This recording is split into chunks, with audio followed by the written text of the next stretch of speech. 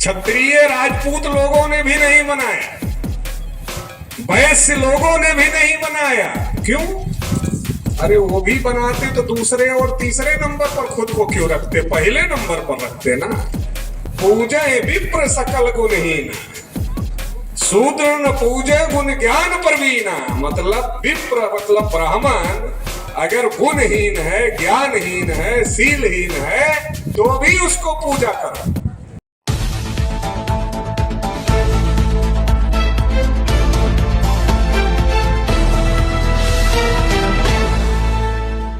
और उत्तर प्रदेश में जब से भारतीय जनता पार्टी की सरकार आई है, तो इन लोगों का मनोबल और ज्यादा बढ़ गया है। क्योंकि हमारी तरफ एक कहावत कही जाती है कि अब सैया भय कोतवाल तो डर काहे का।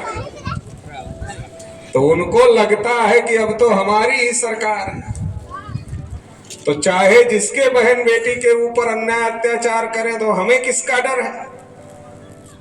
तो ये जो मनोबल बढ़ा है, इसका भी मुकाबला भी हम ही लोगों को करना है। इसकी लड़ाई हमको संगठित रूप से लड़नी होगी।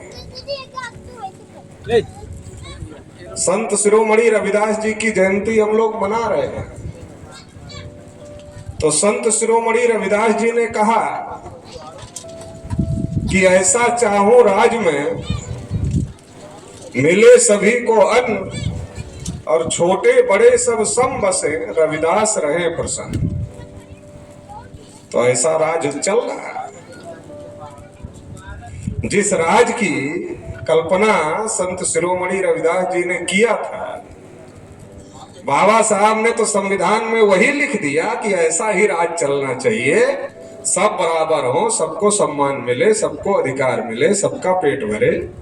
ये व्यवस्था तो बाबा साहब ने संविधान में लिखा, सबको अधिकार मिले। लेकिन क्या मिल रहा है? नहीं मिल रहा है। तो क्यों नहीं मिल रहा है? तो रविदास जी ने लिखा कि संतों विप्र मत पूजिए जो होए गुणहीन, पूजो चरण चंडाल के जो होए गुण प्रवीण।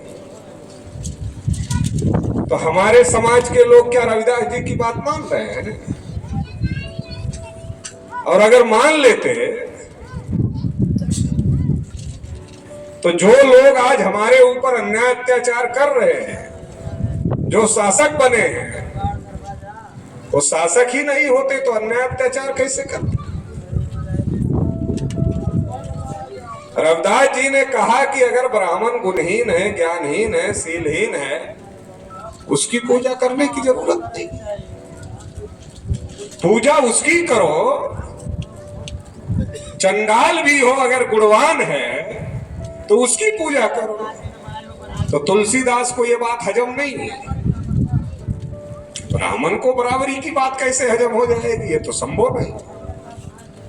तो तुलसीदास को यह बात हजम नहीं हुई, तो तुलसीदास ने लिखा पूजे विप्र सकल गुणहीन, शूद्र न पूजे गुण ज्ञान प्रवीणा। मतलब विप्र मतलब ब्राह्मण अगर गुणहीन है, ज्ञानहीन है, शीलहीन है, तो भी उसको पूजा करो।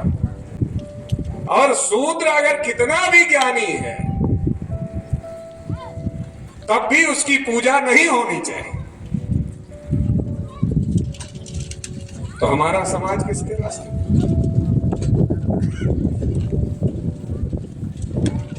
रविदास जी ने कहा जाति पात के फेर में उलझ रहे सब लोग, रविदास मानुष न जुड़ सके जबले जात न जात। तो रविदास जी क्या कह रहे हैं? रविदास जी ये कह रहे हैं कि ये जो जाति व्यवस्था है, इसकी वजह से समस्या है हमारे। क्यों? हमारे पूर्वजों ने जाति व्यवस्था थोड़ी बनाई। किसी चमार के पूर्वज ने, किसी कुशवाहा के पूर्वज ने, किसी कुर्मी के पूर्वज ने, किसी यादव के पूर्वज ने, किसी लोहार के पूर्वज ने, किसी कहार के पूर्वज ने जाति व्यवस्था थोड़ी बनाई। अगर हमारे पूर्वजों ने बनाई होती तो बनाने वाला इतना मूर्ख कैसे होता कि अपने को ही लात जूता खाने के लिए नीचे रख लेता। अरे बनाने वाले को इतनी तो बुद्धि होती कि हम को ऊपर रहना भाई, लात जूता मारने वाला रहना, खाने वाला नहीं रहना। इतना तो अकल तो जो इतनी बड़ी व्यवस्था बनाएगा उसको रहेगी ना। इसका मतलब हम में से कोई नहीं बनाया। क्षत्रिय राजपूत लोगों ने भी नहीं बनाया, वैश्य लोगों ने भी नहीं बनाया। क्यों? अरे वो भी बनाते तो दूसरे और तीसरे नंबर पर खुद को क्यों रखते, पहले नंबर पर रखते ना। तो वो भी नीचे है, तो इसका क्या मतलब है? सब नीचे हैं, केवल एक ऊपर है। क्या है? सब नीचे हैं, केवल एक ऊपर है। और एक कौन ऊपर है? ब्राह्मण ऊपर है। लेकिन हम सबको लगता है हम ऊपर हैं। एक्चुअल क्या है? हम सब नीचे हैं, केवल एक ऊपर है, लेकिन हम सबको लगता है कि हम ऊपर हैं। इसी व्यवस्था पर सीढ़ी नुमा, जैसे सीढ़ी पर खड़े हो जाओ, कहां? बीच में जाए। घर में ऊपर छत पर चढ़ने के लिए सीढ़ी होती है, तो सीढ़ी के बीच में खड़े हो जाओ और खड़े होकर नीचे की तरफ देखो तो क्या आभास होता है? हम सबसे ऊपर हैं। सीढ़ी के बीच में खड़े होकर नीचे की तरफ जब देखोगे तो क्या पता चलेगा?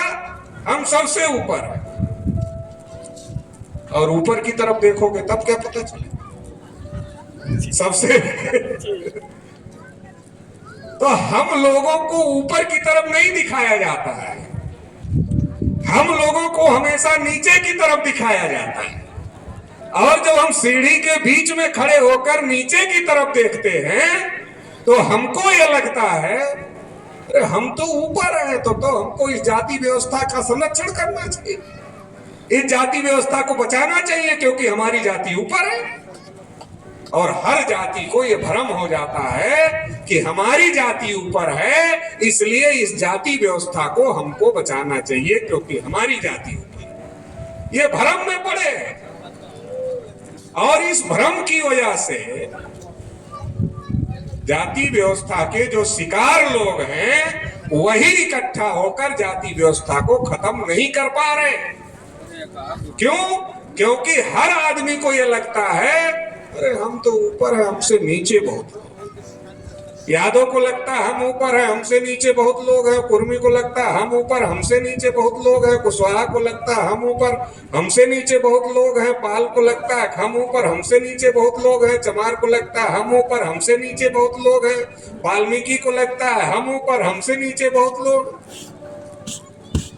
तो ये जो लग रहा है ये इस व्यवस्था को खत्म नहीं होने देता है, क्योंकि सीढ़ी के बीच में खड़े होकर नीचे की तरफ देख रहे हैं। ऊपर की तरफ देख लो तो पता चलेगा एक ही ऊपर है, बाकी सब नीचे।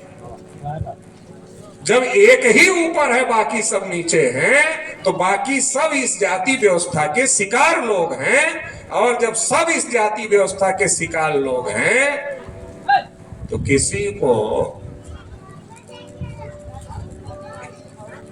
2 लाठी पड़ रही है, किसी को 4 लाठी पड़ रही है, किसी को 8 लाठी पड़ रही है, किसी को 10 पड़ रही है, किसी को 15 पड़ रही है, किसी को 20 पड़ रही है। एक ऊपर वाले को छोड़कर बाकी सबको तो लाठी पड़ रही है। किसी को थोड़ा कम पड़ रही होगी, किसी को थोड़ा ज्यादा पड़ रही होगी। जाति व्यवस्था वर्ण व्यवस्था के नाम पर अपमान एक को छोड़कर बाकी सबका है, क्योंकि जब इन लोगों ने वर्ण व्यवस्था बनाया तो सारा अधिकार अपने पास रखा और सबके अधिकारों में कटौती कर दी। और हम लोगों तक जब नंबर आया तो कहा तुम्हारा तो कोई अधिकार ही नहीं है, तुमको तो हमारी सेवा करना है। और अगर निष्काम भाव से सेवा करोगे तो अगले जन्म में तुम भी ब्राह्मण। तो मैंने कहा भाई हमारे पुरखे पूर्वज कई हजार साल से निष्काम भाव से सेवा कर रहे। अरे भाई जो अनाज पैदा किया पंडित जी को मुफ्त में दिया, निष्काम भाव से पंडित जी है सेवा करना। जो दूध पैदा किया मुफ्त में दिया, जो दाढ़ी बाल बना रहा निष्काम भाव से बनाया, जो पानी भर रहा है निष्काम भाव से किया, नहीं किया, सारा सेवा का काम किया। करने के बाद ब्राह्मण हुए क्या? अब आप में से कुछ लोग पूछ सकते हैं अगले जन्म में हो गए होंगे, तो आप कैसे कह रहे हो नहीं हुए? अगले जन्म में आपको कैसे पता नहीं हुए? तो देखिए ओबीसी की आबादी है 52%, SC ST मिला लिया जाए तो 77-78% हो जाता है। माइनॉरिटी को छोड़ देते हैं क्योंकि वो तो सेवा नहीं कर रहे हैं, लेकिन इतने तो कर रहे हैं ना। हमारे बाप दादा पूर्वजों ने बहुत सेवा किया निष्काम भाव से। तो ब्राह्मणों की संख्या कम से कम 3.5% नहीं होती, बढ़ गई। अरे भाई, जो अगले जन्म में जब अच्छा कर्म करेंगे इस जन्म में, अगले जन्म में ज्यादा ब्राह्मण पैदा होंगे तो ब्राह्मणों की संख्या बढ़ जाएगी, लेकिन वो 3.5% ही। तो अभी कुंभ से बाबा लोग ऐलान कर रहे हैं ज्यादा पैदा करो, क्योंकि वो सोच रहे होंगे कि विकास पटेल तो भाषण दे रहा है कि जब हमारे लोग निष्काम भाव से सेवा किए तो गए कहां, ब्राह्मण तो बने नहीं। तो उनको लग रहा है ज्यादा पैदा करके ही संख्या बढ़ा ले, विकास पटेल के जवाब दे दे। तो हमको ये समझने की जरूरत है कि ये जो जाति व्यवस्था, वर्ण व्यवस्था ब्राह्मणों ने बनाई, ये जाति व्यवस्था और वर्ण व्यवस्था ये किसी के भी समर्थन में नहीं है, कर्मिक असमानता के आधार पर है। इसलिए हम आपस में ही लड़ रहे हैं। लेकिन सही बात यह है कि ये सबको अपमानित करती है, सबको अधिकार वंचित करती है और सबके साथ अन्याय करती है। तो ये बात हमको अपने लोगों को समझाना है। अपने समय में रविदास जी यही बात अपने लोगों को समझाने की कोशिश कर रहे थे कि ये समझो, इसके चक्कर में मत पड़ो। लेकिन हम पड़े रहे, और जब हम पड़े रहते हैं तो इसका नुकसान हम ही लोगों को होता है। जो बात तथागत बुद्ध ने अपने समय में कही, वही बात रविदास साहब, कबीर साहब अपने समय में कह रहे हैं।